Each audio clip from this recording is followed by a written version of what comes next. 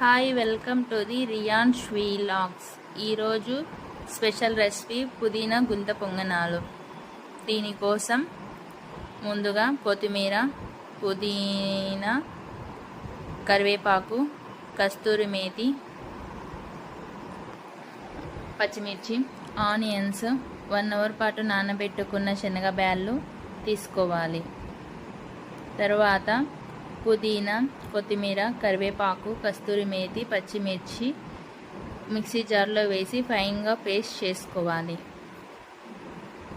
తర్వాత దోసపిండి తీసుకొని దాంట్లో పుదీనా పేస్ట్, ఉప్పు, శనగబ్యాళ్ళు, ఆనియన్స్ వేసి బాగా మిక్స్ చేసుకోవాలి. తర్వాత స్టవ్ మీద పొంగనాల ప్యాన్ పెట్టుకొని అందులో కొంచెం ఆయిల్ వేసి తర్వాత ఈ బ్యాటర్ను పొంగనాల్లా వేసుకోవాలి.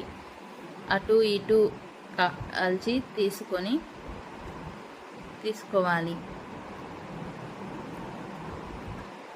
ఈ పొంగనాలు పుదీనా చట్నీతో కానీ ఆనియన్ చట్నీతో కానీ చాలా టేస్టీగా ఉంటాయి.